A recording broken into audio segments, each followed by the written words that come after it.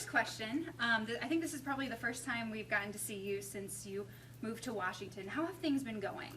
Well, it's just 7 weeks into the job. I'm brand new to being a congressman, but the last 7 weeks we've been very busy in Washington, D.C. We've already passed dozens of bills related to rolling back regulations on businesses right here in Northeast Indiana so that we can begin the process of rebuilding and regrowing our economy.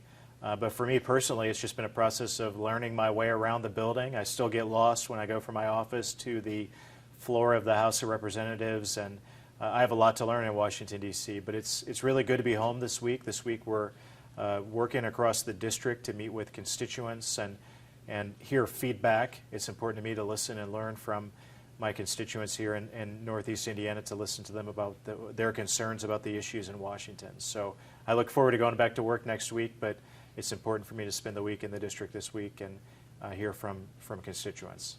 Did you have some expectations going to D.C. that maybe were completely, you were surprised to learn things were different, or did you learn anything that I guess you didn't expect? Well, after serving in the state Senate for 6 years, I thought the process would be more familiar. I found that the process in Congress is very different than the process in Indianapolis that I experienced as a state senator. So I have a lot to learn about the way things move in Washington, which is also frustrating. It's much more of a slow pace than what I'm used to at the State House. So that's been frustrating for me. But overall, it's been an incredible experience for someone who to grow up in Columbia City and have the experiences that I've had to go to Washington, D.C. and be the congressman for the district. It's an overwhelming honor to be in the position that I am. And what bills have you crafted so far?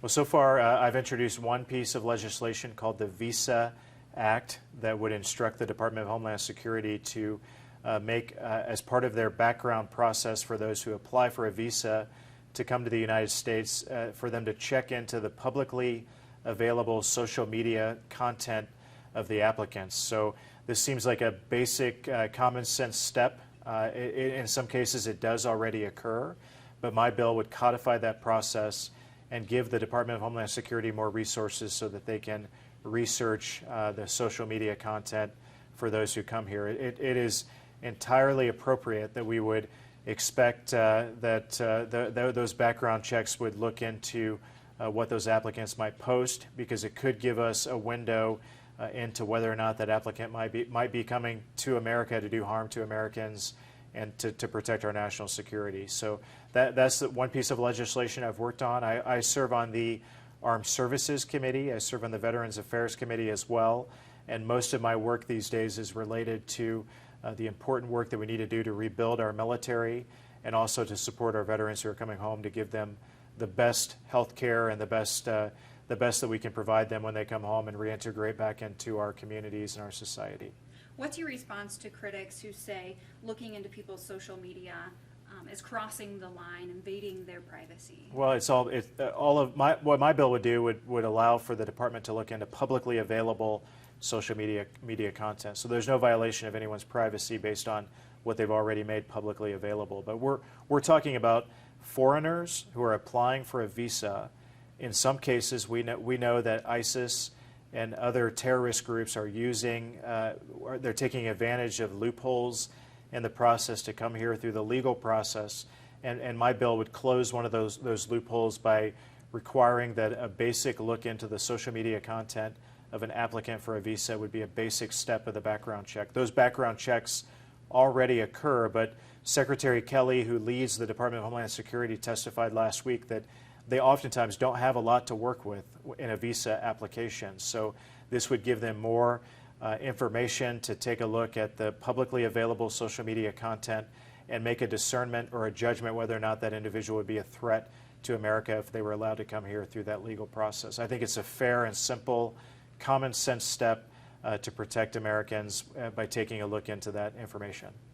Every day, President Trump, there's news on President Trump and his cabinet and his administration. Some people have used the word chaos to describe it. What is your perspective being in D.C.? I'm optimistic. I believe that this president has, in 1 month, done a great deal already to begin to look at the important issues that we face as a nation, and partnering with Republicans in Congress to look at ways that we can get the economy back on track, from reducing the number of regulations on businesses to looking at the way we can reform the tax code in this country to get our businesses growing again. This president has been serious about addressing the national security threats that we face. I've been very pleased with almost all of his choices to key cabinet positions, from General Mattis to lead the Department of Defense, to his selection of Judge Gorsuch to be the next Supreme Court justice. I give the president high marks for a number of the decisions that he's made so far, and I'm optimistic about what lies ahead. His executive order regarding immigration a few weeks ago didn't quite go as he planned, I'm sure. What's your reaction to that? Well, I commend the president for looking into ways that we can protect America by looking at the legal process for, in his executive order, to look at those who come to the United States through the refugee process, and in other ways that we know that ISIS is looking to exploit to send terrorists to the United States to do harm to Americans. So this president is serious about doing that, and I commend him for taking a look at ways that we can close some of the loopholes, which is what my legislation in Congress is related to as well. But his executive order was struck down by the federal courts, and we have to respect that process. I know that this week he's already looking at ways that he can rewrite his executive order. We'll have to wait and see what he comes up with and examine it, which I will do, and provide feedback when he does that in the future. But we are the greatest country in the world. We welcome more immigrants and refugees to the United States of America than any other country in the world, and we will continue to do that. But that doesn't mean that we shouldn't look at ways that we could do better to protect America from our enemies abroad who seek to send terrorists to the United States by exploiting loopholes in the process to do harm to Americans. And I commend the president for looking into ways that he can do that.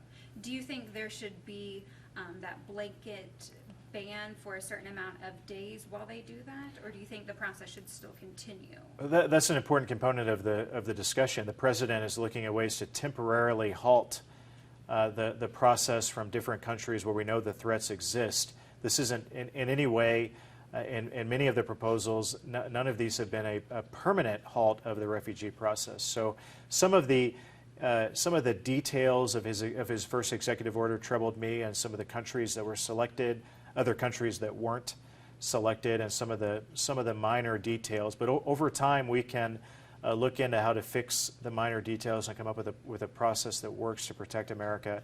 And I commend the president for looking into ways to do that. Switching gears a little bit, I'm sure a lot of your constituents are concerned about Obamacare. Where are we in the process, and what can people expect with that? Next week, when we go back to Washington and get back to work, the repeal of the Affordable Care Act will be a hot topic in Washington as it works its way through the committee markup process.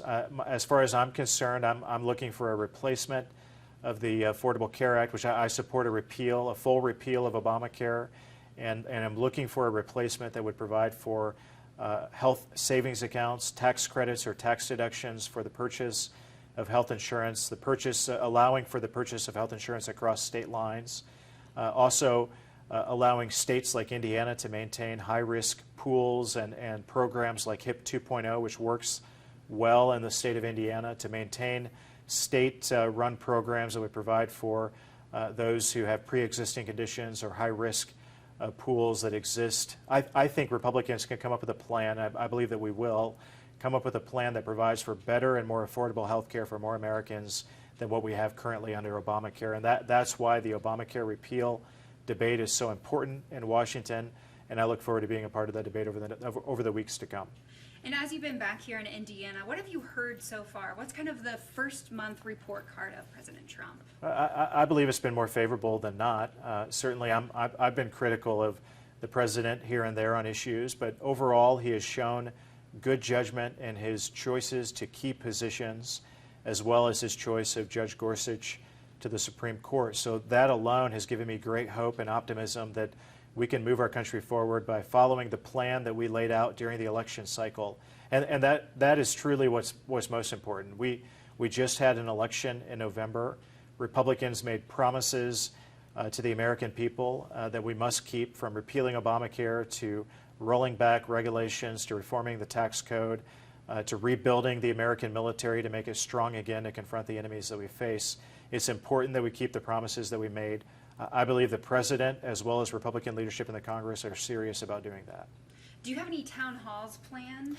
We had a town hall yesterday in Portland, in the southern part of the district. We're holding nearly 50 events throughout the 3rd District over the duration of my week back in the district. And today I'm spending a great deal of time in meetings in Fort Wayne. I'm holding office hours in my district office in Fort Wayne as well, and meeting with constituents who have concerns and issues that they would like to talk to me about. I'm doing my best to be accessible to constituents in the district, and that's a necessary, important part of the process in representing the district as well. The town hall meeting that we had yesterday, we had several dozen individuals who came to talk about a wide range of different issues that were important to them, and that helps me be a good representative of the district when I hear from my constituents. Did you have any protesters? I know that's been in the news a lot, protesters at town hall meetings. I wouldn't consider anybody at the town hall meeting to be necessarily a protester. I had those who agreed with me on issues, those who disagreed with me on issues, and